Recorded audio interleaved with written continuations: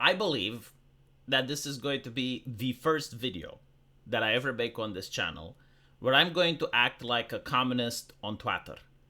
I'm going to look at a case that was presented to me involving a criminal, and I'm going to blame society for his actions. Unironically, I'm going to blame movies and video games. The culture has failed this child. I mean, hear me out. When I grew up, there were a lot of assholes on television, in video games, in modern culture. But now, everything is sanitized. Everything is made for the wider audience. All offensive jokes are removed. Everything that is remotely edgy is being taken away. There is a huge craving from the market across the West for assholes. People are willing to pay for assholes. This is what this gentleman is guilty of. He was behaving like an asshole in live streams, and people were giving him super chats. Why? Because that is the only place where they can find an asshole. When I grew up with Beavis and Butthead. I grew up with video games like Manhunt. Manhunt is about a serial killer that is released by a wealthy person who likes to jack off to snuff movies. And that video game is made by Rockstar. The ones that made GTA. My point is that when I grew up, there was a lot of edgy content because the market was demanding it. Unfortunately, however, it's not the market that changed. No, it's some moral busybodies who decided that, no, this is actually unacceptable, this is too far, we need to eliminate fiction. And everything in fiction has to be sanitized and to appeal to the common denominator. Like if your mother is in the room when you watch South Park or Jackass and she gets upset, that is too far. So unfortunately, you create this vacuum in the market, and when you have someone like Mizzy, you have individuals that are literally throwing cash at this guy for being an asshole on stream. That's the whole shtick. That is literally what it's about. Like, what did he do? He stole the dog from a lady. Well, actually, he pretended to steal it as a joke, causing her distress, causing her alarm.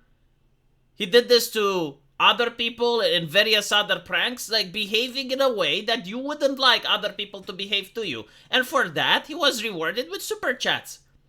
I can definitely see how difficult it is to resist temptation. Like one day you take up a camera and you film yourself doing nefarious stuff and you make $200 for doing it. Now, compare that with a truck driver or compare that with a construction worker, how much effort and work they have to put up in order to make $200. And you can definitely see why there is a rise in the number of live streamers that go out and eventually end up in trouble with the law. Like, this isn't the only guy. You have Mr. Somali in Japan.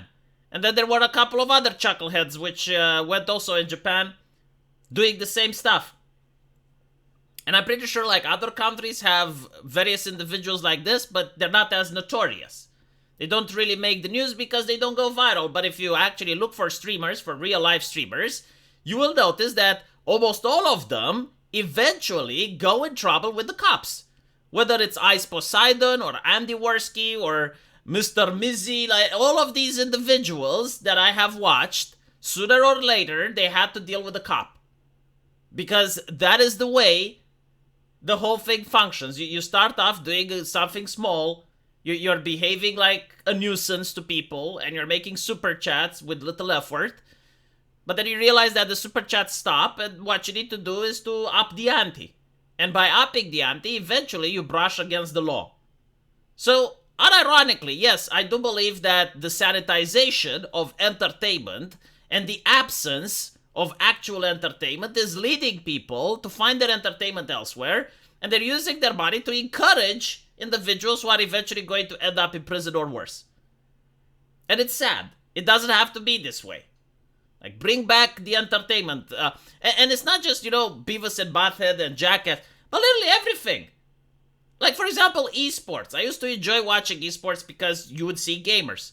They sanitized even that. The reason I even got into VTubers isn't because I was craving for ushikushi anime ladies, because I'm a married man. But when I looked at Amelia Watson, what I saw was a person who plays video games and is fucking toxic. And I love that. Same with Pipkin Pippa. They act like human beings.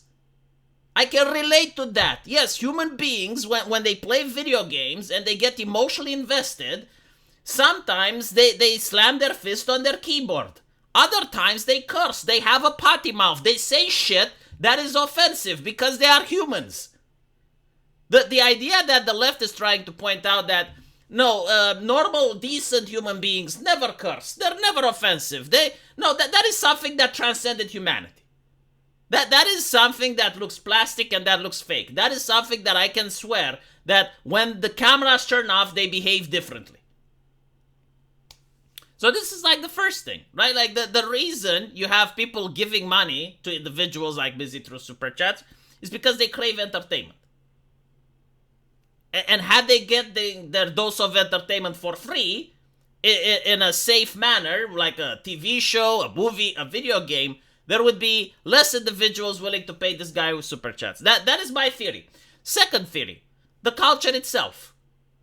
I mean, he's getting 18 weeks. That's a slap on the wrist. And apparently, the 2 other criminal behaviors that he was charged with were dropped. So the only thing that apparently this guy did wrong is posting videos online without consent. Like, are you fucking kidding me? Like, is that the problem? I mean, I'm not saying it's not one of the problems.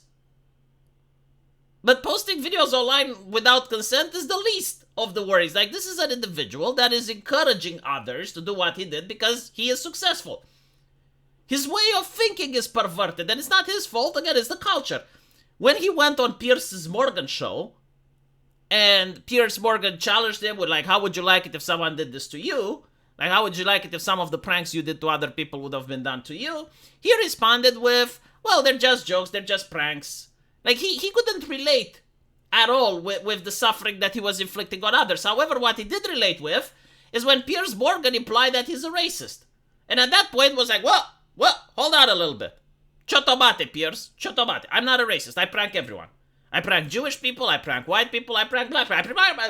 I'm a colorblind prankster. Like, that's the thing that he took offense with.